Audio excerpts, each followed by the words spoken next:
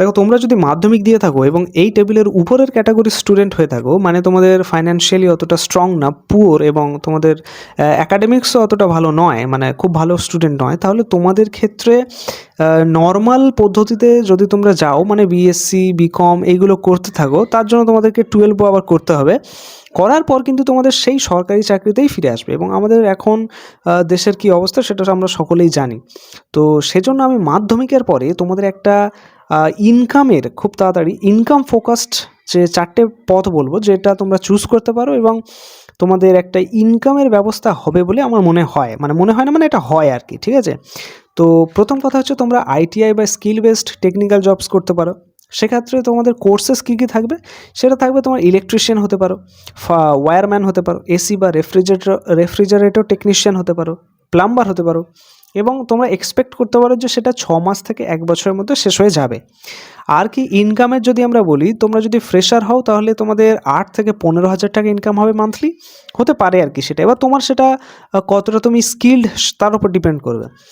2-3 বছরের যদি এক্সপিরিয়েন্স হয় তাহলে 18 থেকে 30 তোমরা এক্সপেক্ট করতে পারো। এবার যদি নিজের ব্যবসা হলো, সেখানে বেশি ইনকাম যদি সাকসেসফুল হয় অবভিয়াসলি, সেটা থেকে তোমার 40 থেকে 1 লাখ টাকা মতো ইনকাম হতে পারে। ফিউচার গ্রোথ কী কী, নিজের ব্যবসা অবভিয়াসলি, তারপর কন্ট্রাক্টর ওয়ার্ক নিতে পারো তোমরা, ফরেনে টেকনিক্যাল তোমরা জবস করতে পারো, তারপরে গভর্নমেন্টের টেকনিক্যাল জবসগুলোও তোমরা নিতে পারো।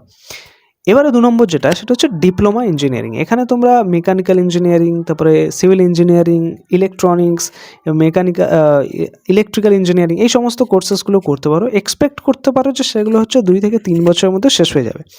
এবারে ইনকামের দিকে যদি আসি, যদি তোমরা ফ্রেশার হও সেক্ষেত্রে 12 থেকে 25,000 টাকা পার মান্থ এক্সপেক্ট করতে পারো।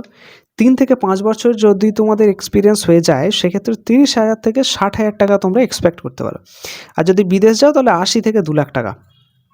আর ফিউচার গ্রোথ হিসাবে তোমরা কি করতে পারো, যে তোমরা ডিপ্লোমা করার পর সোজা বিটেকে অ্যাডমিশন নিতে পারো, বা তোমরা গভর্নমেন্টের জুনিয়র ইঞ্জিনিয়ারিংয়ের জবস নিতে পারো, বা পিএসইউ জবস নিতে পারো। মানে সেই সমস্ত কোম্পানি যেগুলো সরকার চালায়, সেখানে তোমরা ইঞ্জিনিয়ার হিসাবে মানে আর কি তোমরা জব পেতে পারো, আর কি সাইট কন্ট্রাক্টর হিসাবেও তোমরা জব পেতে পারো।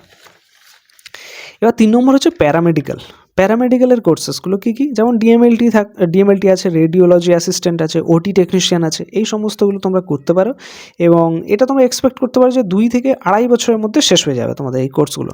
ফ্রেশার যদি হও তাহলে 10,000 থেকে 18,000 টাকা। আর যদি 3 থেকে 5 বছরের এক্সপিরিয়েন্স থাকে তাহলে 25,000 থেকে 45,000 টাকা, 25,000 থেকে 45,000 টাকা, ঠিক আছে? পরিষ্কারভাবে বললাম। আবার অ্যাব্রড যদি মানে তোমরা বিদেশ যাও তাহলে 70,000 থেকে